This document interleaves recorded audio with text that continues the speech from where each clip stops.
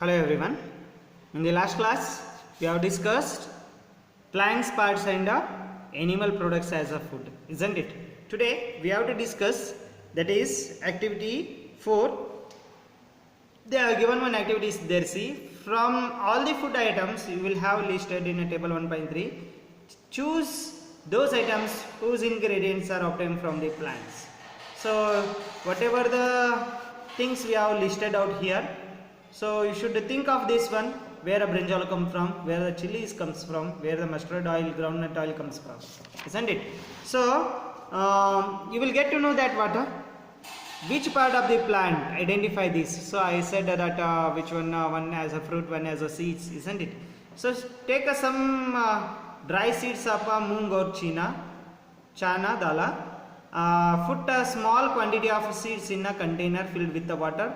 You should put a moong dal into the water and leave this one aside for a day. You should leave it for 24 hours. Next day, drain the water completely. You should take out the water from that container and leave the seeds in vessels.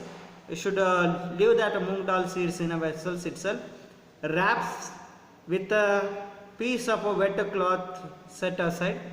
You should pour that moong dal into the pure cloth and you should tie up it and keep aside. The following days you will observe any changes in the seeds. Have you get any changes in the seeds? Yes. See here, whose moong and its sprouts. Okay. So there, a small white structure may have grown outside the seeds, isn't it? If you have to see, this is the moong dal. After 1 day, dip into the water, you will get a white structure. That is nothing but a sprouted we should call.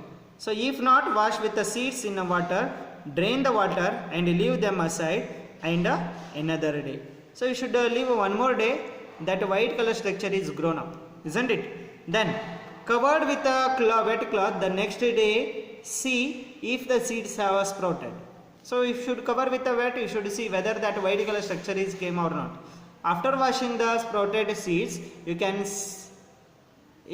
eat them. You can have to, it is ready for the eating. They can also be boiled and some spices and get a tasty snack to eat. So you should boil that sprouted seeds and you should add some spices in that. You should it is a very tasty for eating. It prepare one curry there. So do you know where honey comes from or how it is produced? So have you seen a beehive where so many bees keep buzzing about? Bees collect a nectar, sweet juice from the flowers, convert it into the honey and stored it in their hive, isn't it? You have seen a beehive. So there some honey bees, they have to bring a nectar, that is a sweet juice from the different part of the different plants flowers. It will convert that one into honey. Flowers and their nectar may be available only for the part of year, isn't it? Honey bees, they have to get that flower in a year only few days or few months, isn't it? So bees store the nectar for their use although the year. See, for that, because some flowers having a small duration, at that time honey bees collect their nectar and stored in their hive, isn't it? So that hive, they have to, whatever the nectar they have stored, they have to use that one into the whole year. When we find such a beehive, we collect a food stored by the bees as a honey. So that whatever the nectar is converted into honey, so that one we have to use as a honey. Okay. So what do you animal eat? Then how animals are living? What they have to having as their food? Do you have cattle or pet at that you take to care of? Isn't it? In your home you are there will be some domestic animals, which one you have to serve them as a pets, isn't it? There a dog will be there, cat, buffalo and a goat, isn't it? you will then surely be aware of the food the animals eat. What about the other animals? Have you ever observed what are squirrels, pigeon, lizards, and small insect may be eating as a food? Have you ever observed that a squirrel what it is having or a lizard what it is having? Isn't it? Several animals are listed table. Here cat, some examples they have given buffalo it is having a food as a grass, oil egg, hay and grains they have, and the cat it is small animals, birds, milk that they have. So there they are giving list out some animals, so you should list out those food items. Okay, so then the type of food they have eaten also given. Fill the table in the blanks with the table. So you should complete this table. What a rat have, whatever the food particles rat should have, lion what it should have, tiger.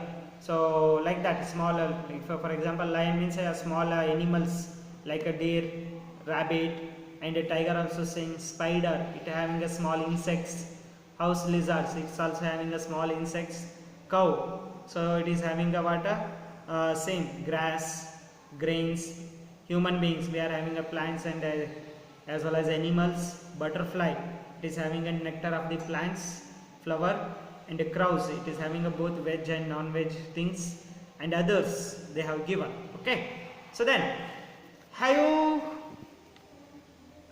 have a look again in a table 1.5. see here you have listed out some animals and their food. So there you will get to know place a animal which eat only plant. You should separate now which are having only purely plants. Okay, or plant products those are called herbivorous. Those animals having only plants we should call those as herbivorous plants. Herbivorous animals. There are some animals which eat other animals. Place them in a group 2. These animals are called carnivorous, which is having only plant and plant parts. Those are herbivorous. For example, buffalo, cow. Those are comes on the herbivorous. Which is having only animals. Those are called carnivorous. For example, tiger, lion. Isn't it? Those are carnivorous. Do you find some animals which eat both plant and animals? Place them in a group 3. Those are called omnivorous. Some animals having both plants also and as well as animals also. Prepare in a table 1.6. These separately in the other columns as shown in the below. So for example herbivorous cow crumbs and carnivorous lion, omnivorous dog it having both veg as well as non-veg. Like that you have to list out whatever the animals they have listed out. We know that there are many among us who do not get a sufficient food. We need to find the ways which more food can be produced in the country. That will not be enough. We will need to find a way to ensure that this food is made easily available to eat one of us. So you should think of that where the different type of the food comes in our country, in which country which food ingredients they have to grow very more.